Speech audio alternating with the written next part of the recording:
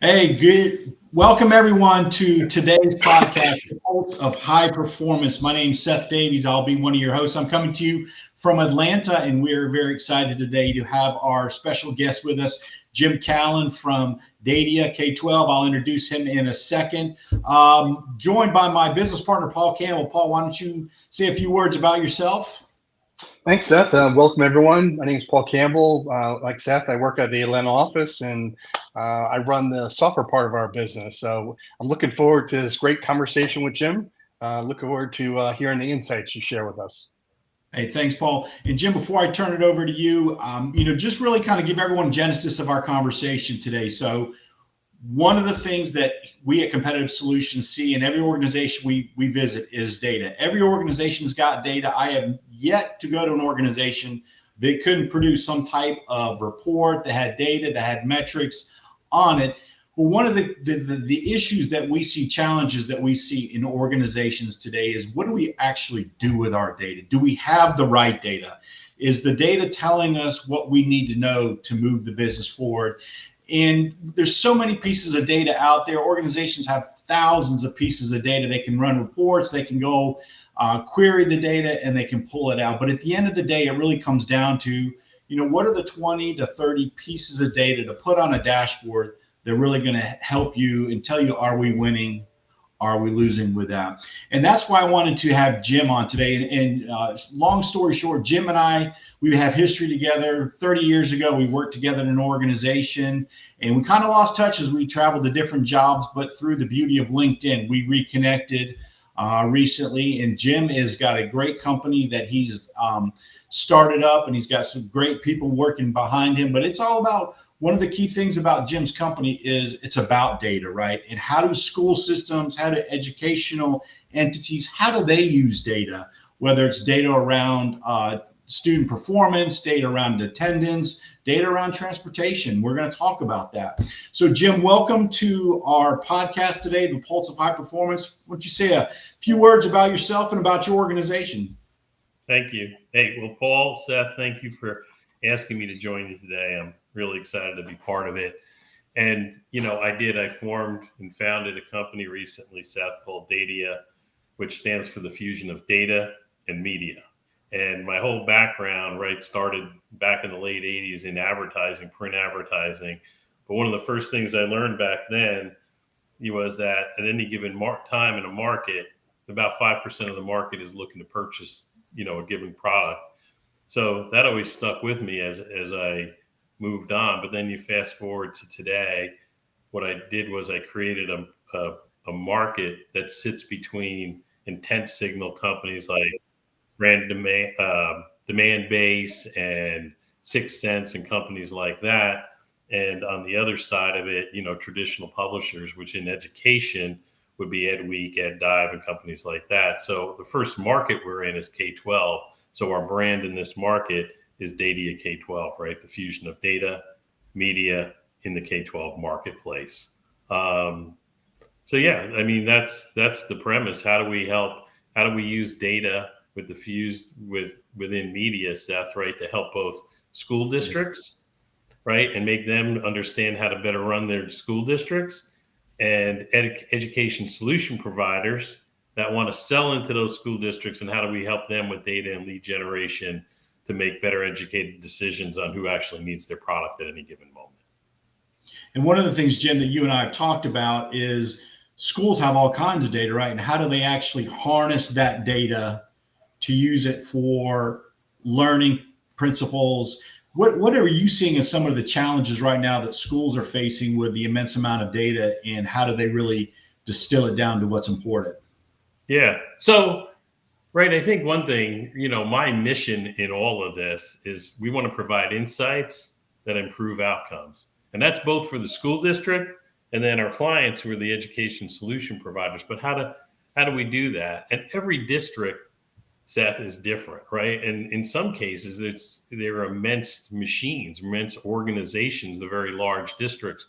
So if I'm a superintendent or a district leader, it's somewhere between trying to be the mayor of the city and a CEO of a major corporation, and sitting in between that. And they can have huge challenges, right? and figuring out and needing data to help them with those challenges, right? We just wrote an article today on chronic absenteeism. There's 10% of school districts that are seeing 30% or more of the kids are absent on an ongoing basis. How can they use data to try to solve that problem? 25% of them say, well, the things that we tried, they're not working. That kids and parents think school's optional now, right? But then the outcomes from those kids are really, really in a challenging position. And, running these districts is challenging. It's becoming more challenging. Over time, you're seeing superintendents turn over every 2.5 years because of all the things they're trying to deal with, right? With the board, the parents, the staff, the kids. And Dr. Joe Sanfilippo told me once too, like as a superintendent, he says, everybody comes and tells you how you should run the school district because they went to school. So they know how to run a school district. So, you have to help them figure out, right, what are the most important things in that district? Is chronic absenteeism their biggest problem? Are the school buses not showing up on time, right? Are kids failing out in certain grades, right? Losing engagement in high school when we're trying to get them to then run.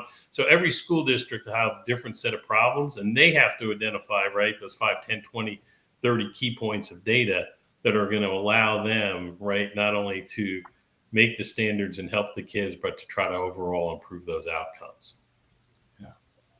Yeah, that's great, Jim. And one of the things, if you think about all this data insight and data that you're looking at is, how do they effectively communicate that information across the organization, right?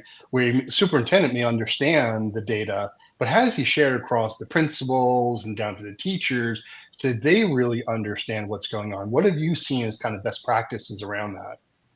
Yeah, I mean, well, once again, right, it's having the tools and communication tools, right? So they not only all need to communicate, let's say, down to the building level, to the principal or the teachers, but they also may need to be effectively communicating to the students. They may need to be effectively communicating to the parents. Because if they're not kind of telling their story, not only internally, but externally, somebody else is. So there's a lot of different tools out there that help them, right, more effectively do that and more effectively tell that story and communicate it. But first, they have to, pull down that data and understand the initiatives and prioritize them and then make them, actionable. Like, that's okay. We've identified a problem, but let's look at absenteeism. If you look at it, right, the superintendent can look at that and say, yeah, we're having ongoing 30%, which we wrote an article today, right? 10% of districts are seeing that the students are absent. But they need to be able to drill down on that information and say, am I just seeing across the board randomly 30% of the students aren't showing up? Am I seeing it in a given building? Like there's one building that's a problem?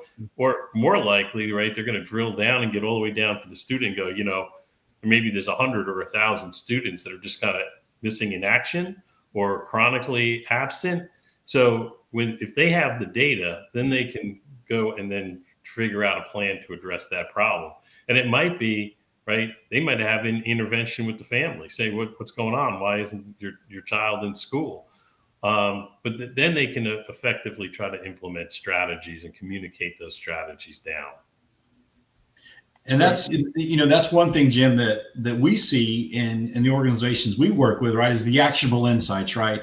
What's the data telling us? And then what are the actions that we can take out of that? And from a superintendent standpoint, they can look at it, or from a site leader standpoint, they can look at the data on the dashboard, but then how do we really drill down deeper into the organization to really look at and identify what's the root cause? And then what's the action here? What do we need to do differently as a result of that? Do you see that connection between the schools, between the superintendents down to the principals, that data is actually being utilized to make changes?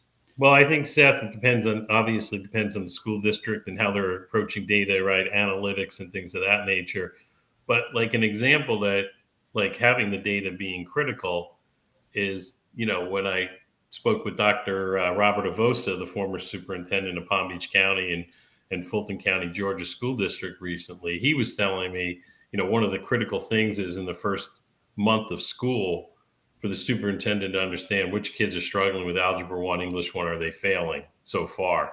Because if you don't make an intervention in that first 30 days and turn that around, that has a negative effect on the whole, not that class, not freshman year, but that's going to set a bad trajectory for the rest of high school. So, right, looking at that data, having that data, and being able to do something actionable against it immediately, act on it immediately, will have a profound effect, on the overall stats, which is important, right? But you're talking about an individual life, a kid's life, right? And getting them on the right path through high school or struggling the rest of the way through. So it's things like that I think are really, really critical for them to be looking at and using the data and using it in a timely and actionable way. Does that make sense? It does. It does. That's great, Jim. As things have changed, right? COVID, it was introduced, right? And all the changes that happened with schools, with remote learning that happened. Are you seeing a change in how the school systems look at the data and what kind of data they're looking at? Or has it always remained consistent, absenteeism or whatever kind of data they're looking at? Or are you beginning to see kind of a transition of they're looking at a combination of, they got remote work, a remote school, right, out there versus in person? Are any changes happening that you're seeing? Well, there's a lot of changes. I mean, right, there's always been ongoing struggles, right, in the school system. But you mentioned COVID specifically, Paul. And one of the biggest things that came out of COVID, right, there was a lot of ESSER funds, federal dollars, right, to help the school districts through, remote learning and things of that nature. And there was a lot of dollars there. And the school districts basically had the funds. I mean, they tried almost anything. They'd try every tool, technology they could get their hands on. Now, as those dollars are gone or almost gone and dwindling, now they have to go back and say, what truly was effective, right? What are we going to fund out of our general budget? So now they're going back and looking and having to use data to say, did this actually work? Did we get the results that we were looking for? Does this justify the investment over time? And then new things have emerged too, like attendance issues, but teacher and staff shortages, right? So how can they use data to understand the best way to recruit and retain employees? And, easy answer sometimes is to just say, well, we're going to increase their salaries or their pension plans or their benefit plans, which certainly can be a major component of it. But that's not the only reason they leave. And one of the big things that they miss on, that I'm a huge proponent on based on my background in employee benefits and education. Oh, by the way, I wanted to say this. I didn't say it on my intro. I got into the education market exactly 6 years ago today, September 5th. I joined LRP Media and got into education. So, but, how are they doing that, right? They're not, are they communicating the effect of the employee benefits and pension plans school districts have? Can they use the data to help explain that to employees? Because there's hard facts and data that show if you're just an elementary school teacher in most states, like the state of Georgia that has a pretty good state pension plan, if they just stay the course and just, they never become the principal or assistant principal or superintendent, anything like that, but just stay the course, they'll end up being one of the richest retirees in the United States. And oftentimes they leave and go join a private sector employer in town for $5,000 a year more. Even if they saved every penny of that after tax, they would never catch up to the 401(b) plan, the retirement plan, and all the other benefits they have. But the districts, in my opinion, need to do a better job of understanding that data. And to your point, Paul, communicating that data to address this problem that they're chronically short on teachers and things of that nature. They also need to look at it and drill down on things like, how are they running the district more efficiently? And you say, well, what does that have to do with outcomes? Well, if they're working with different companies that can look at the data and save them money on, utility costs, that could be reinvested back into staff, into buildings, into facilities. So they're constantly having to look at every aspect of data and strategy to run the district as efficiently as possible and make sure we're doing the best job for the kids. That's, one of the things that I believe is what we talk about is what becomes important, right? And so when we have our metrics, our data on a scorecard, right, and we look at performance, then we talk about it. And I think, many times what happens is we talk about it at the top level, but what we fail to do is to push down what's the relevant, meaningful data down to lower in the organization, and where things can actually happen, right? If I'm if I'm a principal or a teacher or going to a private organization, customer service representative, do I know if my actions and behaviors and the systems and processes we have in place, are they helping the business move it forward, right? And I think really it's to your point, Jim, we really schools and organizations have got to do a better job of pushing the data down to the right level, right? It's easy for at the top level to look at it and see where the gaps are, but effectively pushing that data down, that's one of the challenges I think many organizations are facing with that. There's no doubt, right? And there's not an easy answer to this, but it's implementation of tools, right? Do you have the data to understand, right? Anytime you implement, let's say in a school district or any organization, right, some new technology that you think is going to make you better, faster, quicker, more efficient, help the kids learn quicker, what's the adoption rate, right? By nature, 10% of people are early adopters, right? They're going to lean in, love it, say, man, I can't wait to get all over this. And there's going to be on the other end of the extreme, 10% of the people that go, man, if I just ignore this long enough, maybe it'll go away like that other thing they wanted me to implement and use. And everybody else, right, sits somewhere in between the middle, skewing one way or the other. But, if it's not communicated, coached, taught, so that the implementation is across the board, right, it could often a great tool or a great program, could fail because we're not studying the data and understanding where is that happening. If I'm looking at, an elementary school and there's 4 or 5, 6, fourth grade classes, why is one, doing great and seeing great results and great engagement and utilization, and another one it's practically zero? Well, I can make some assumptions, or I can look at the data, identify what's happening, and then go investigate and try to make an action plan from there. But if I don't have the data, I'm just, guessing why, only 10% of the kids are engaging in a tutoring tool or whatever the program is. It's kind of interesting when you're talking about data. My wife and I were talking last night, and she had gone down to her exercise in the morning yesterday morning, and she was following the school bus. And she said she followed the school bus, and they went by 7 or 8 different neighborhoods. And they stopped at each of the neighborhoods, one by one. Not a single student got on the school bus at all those neighborhoods out there. So there's definitely, changes in behavior that are going on. If you go by a school, whether it's in the morning or in the afternoon, it's a lineup of cars that you see now, right? All the parents are coming in out there. So yeah, there's lots of behavior changes that are happening across the board that are influencing school systems. Yeah, well, transportation is a whole nother animal unto itself in the school. And are the buses showing up on time? Are the kids getting to the building on time? And if not, why? Right? Well, is it are you identifying certain bus routes that are bad? Is it across the board? If you drill down on it, do you find out that there's a few stops where the kids are chronically late, but the bus driver knows that you need the kids coming?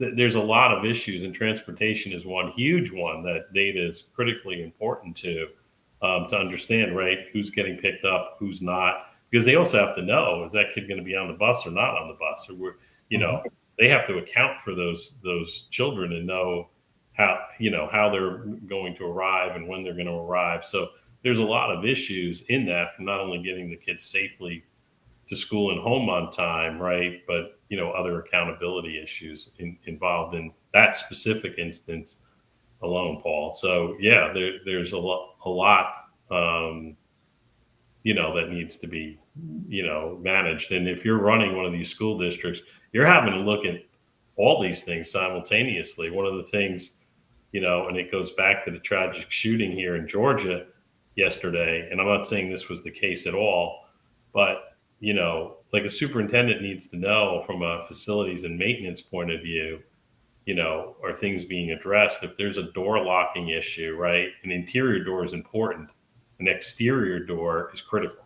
And if there's an exterior door that's not locking properly, that they need to know, who was assigned to that? How quickly was it, reported and remedied, so, there's all these different aspects that they need to constantly be looking at and maintaining and monitoring, that, can be critically important at any given moment. Before we went live, the three of us, we were talking about baseball, right? And we were talking about, our allegiance to our teams, the Braves and the Mets. And as we're talking here, and we're talking about data and tools, and Jim, and you said something, right, that, you can have all the tools in the world, but if you don't use it, what's the value of it, right? And I thought about, if you go back to, remember the Oakland A's and Moneyball with Billy Beane, right? They had all this data, and when they actually utilized it is when things changed for the Oakland A's. And for us at Competitive Solutions, what we see is, with a lot of, for us, it's not about the data, it's about the way of use. How do you actually utilize the data? And you can have all the tools in the world. You can have dashboards, you can have spreadsheets, you can have scorecards, but if you don't have a process, a system around utilizing that data, what's the point of it, right? It's just, it's just wallpaper, right? It's just something that we look at or that we know is there. And it's really about how do we utilize that data to move the organization forward. And Jim, I want to get your view on, where do you see schools right now in the evolution of actually utilizing the data? They have all this data, but are they 25% there? Are they 50%? Are they 70%? Where are they in the evolution of truly using data to make decisions? Well, it obviously varies greatly, right, Seth, from district to district. And some of these large districts have teams of data people, right, that are doing nothing but, gathering data, building data, creating reports and things of that nature, right? Some of the smaller districts, right, the superintendent, literally might be that data person or, have one person on their team. So, I mean, that can vary, very greatly depending on the district, their resources, their mindset there. But I think one of the big challenges is there's a lot of data, right? But you talked about dashboards, like how is it visualized? I think that's a challenge. They have a lot of data coming from a lot of different places, the interoperability, how does it all get pulled together? How does that then get visualized? And then, do they have a methodology, right, to act on that data then? And I think that can, I don't have a hard stat for you, but it can vary widely. But making the data usable and actionable is still an ongoing issue across most districts, for sure. Yeah, so it kind of gets into the question I was going to ask you about, how do they measure effectiveness, right? So there's lots and lots of data out there, but they can measure 100 things and only 2 of them really matter, right? How do they discern what really is the things that matter for their districts, right? And to your point, if I'm a big school district, I may have the people available that can do that analysis, but if I'm a mid-size or small district, I may not have that. And what kind of resources can they tap into to help them through that?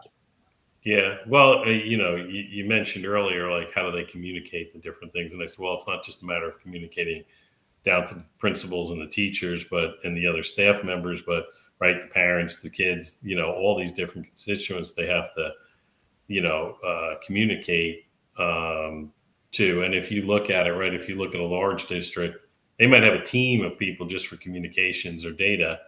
And another district, right, if it's a small district with 800 students or something like that, that all of that might be, in fact, the superintendent.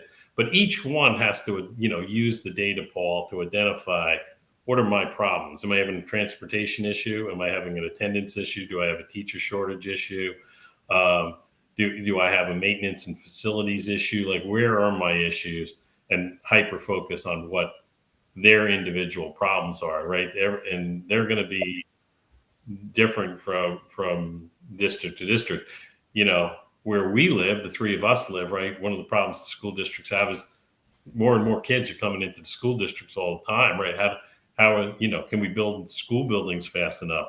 But a bigger problem, and it's not isolated to small districts, it can be large, you know, particularly urban, but larger school districts too, where student population is declining because of, you know, in some cases because of COVID, and people are treating it differently, right? They're homeschooling more, there's more hybrid schooling, they're sending kids more to private schools, and that's causing a funding issue, right? They get funded by the student, not just, hey, here's the money for the Forsyth or Fulton County School District, right? So then they're dealing with, well, you know, I have to shut down a school building. Well, you know, when that was your little local elementary school, the parents aren't going to be too happy about that. They don't want to hear, well, the student population is down and funding's down, right?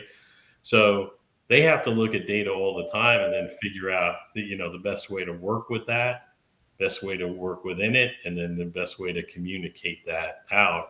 And, you know, the better information have, the better educated decisions they can make on that front. But, you know, I'll flip it a little bit. The other side of our constituency is these education solution providers that want to sell into, but, you know, provide solutions to the school districts. And in that front, what we're working on at DATIA K12 is how do we help them use data to better understand what are the trends that are most important, you know, across the board and in particular into particular school districts.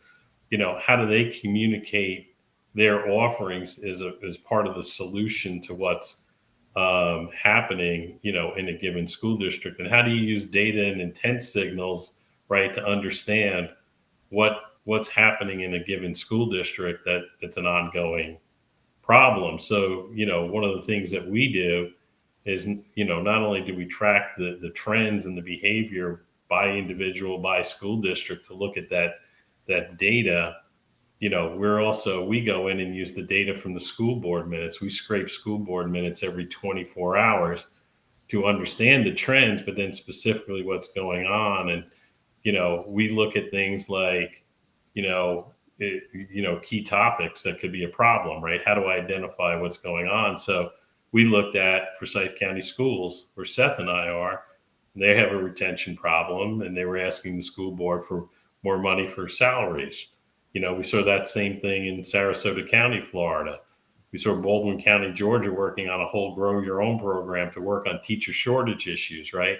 So how do we use data, right, and information to help the education solution providers find what districts are in need of their services and how they can better engage and better help those districts? So we look at it both sides. Editorially, we focus on and try to help the school districts, right, understand data, understand trends, and understand best practices and solutions, right, that they can implement.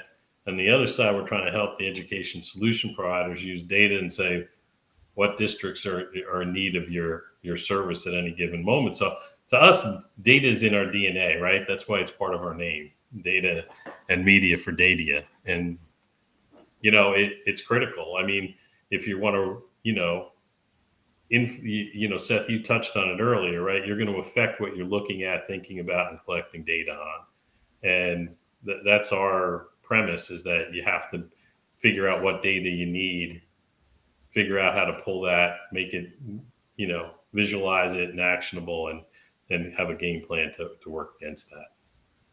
And that's one of the things, Jim, that I like about what you and your team is building there is presenting and giving what's the meaningful data, right? What's the data that's going to be meaningful to different school districts, to different organizations out there? And we see that, you know, in the companies that we work with and the companies that use Visual on our software on that is, you know, how do we get that down to the lowest level in the organization? How do we get to the 5 data points while knowing that at the senior leadership level, right, the data points may be 25 pieces of data, right? But it's how do we get the meaningful data that people are going to understand? And, you know, one of the things I saw recently at a company was the vice president was doing a gimbal walk, walking around, kind of looking through the facility, and he stopped for a daily startup meeting, and the team was sharing their performance. And I gave credit to this employee. He said, every week I go and I pull this number and I populate the scorecard, the data. It was MIR. And he goes, I don't know what it means, right? I just know I got to populate it, right? And so how do we educate our people on what the data really is and what is it going to tell us with that? And so I love what you guys important. Yeah. Mm-hmm. Yeah. I love what you guys are doing, Jim, to share that data to companies and make it meaningful and relevant, and to the schools as well. Yeah. Ultimately, everything we're trying to do boils down to, can we use research data, right? But or best practices, but to provide solutions, right? If you have a chronic absentee problem, what does the data say about it? How do you drill down into that data? And then what are other districts doing, right, that have effectively done it? If we see, a huge, 10, 20% of the school districts having a chronic problem with that, and a lot of them are saying, we've tried stuff and it's not working. Well, what is working, right? What does the data say that's working? What have other school districts done that's working? And that one size doesn't fit all. They're all different. They can be urban, rural, large, small, suburban, and different dynamics even within those aspects. But how do you use the data to drill down? And in some cases, right, it's down to the lowest common denominator. It's down to the kid, Yeah.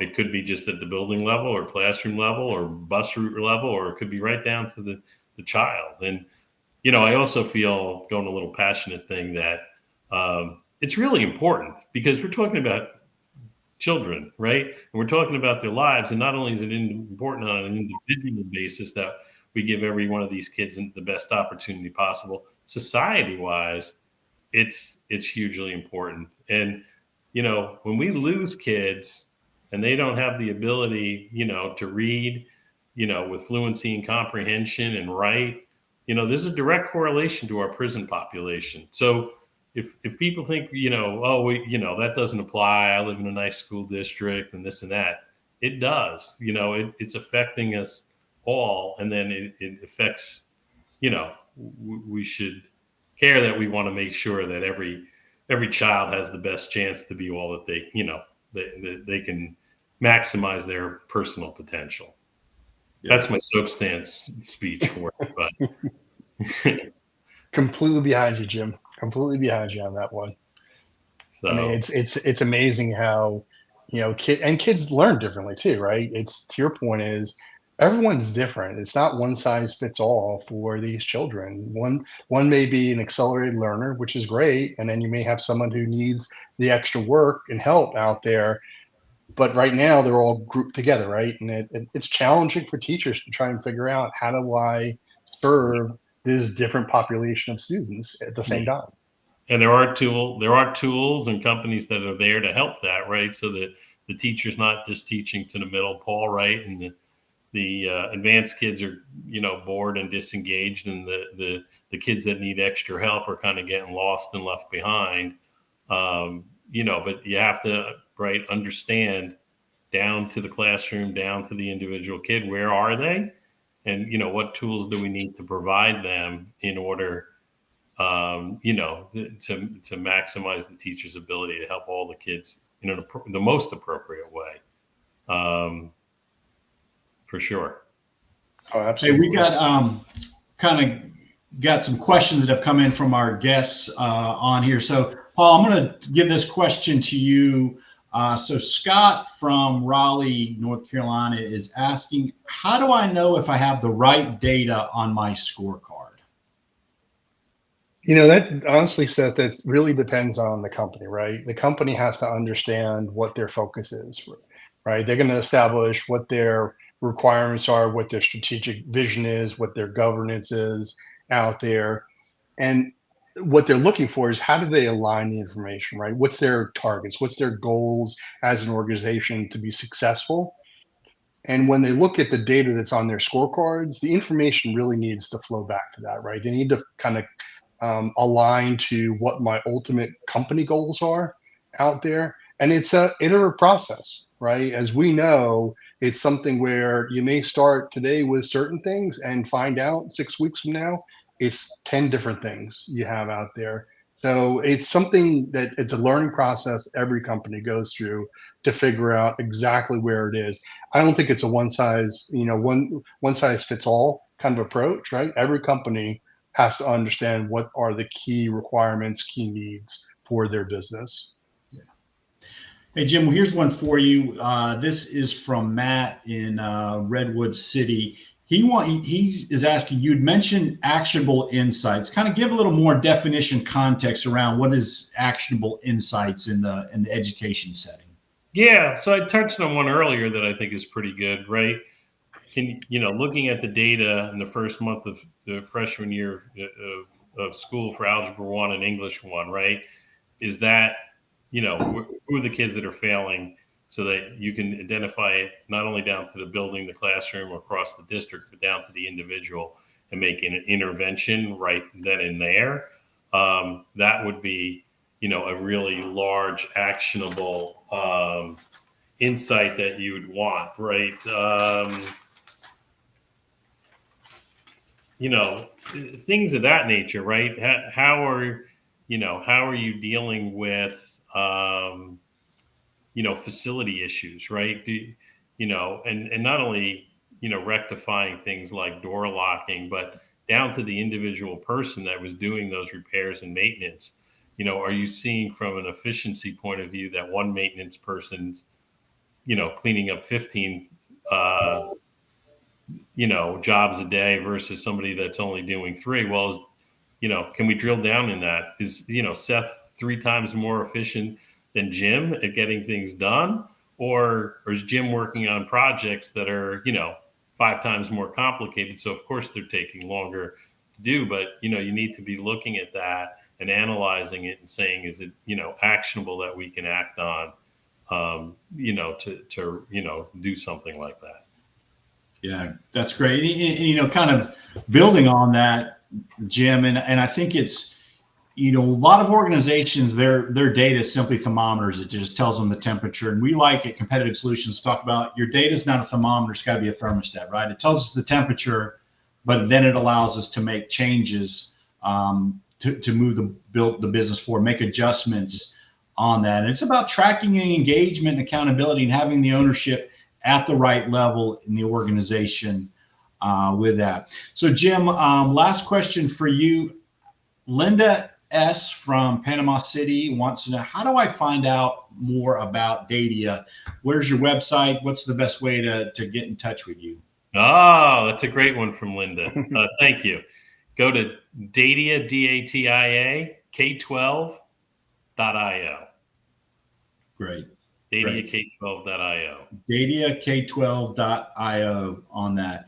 And then the last question that we've got, Paul, I'm going to it's kind of a softball question, I think, but we've got someone, John from Alpharetta, wants to know, what's a good data management tool out there right now? What would you recommend?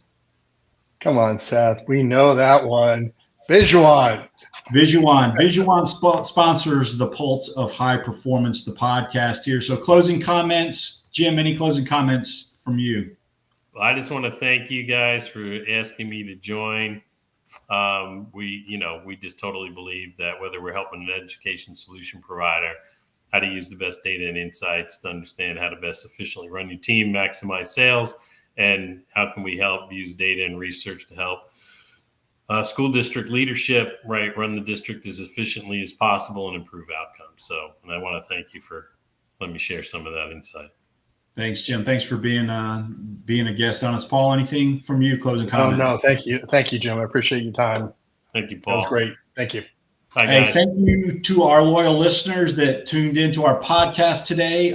Every Thursday, 12 noon Eastern, we come to you live. Next week, we're going to have Josh with the Baldrige Institute, part of the Malcolm Baldrige Foundation, the quality award that's given out to organizations across the United States for excellence in quality. So Josh will be our guest next week.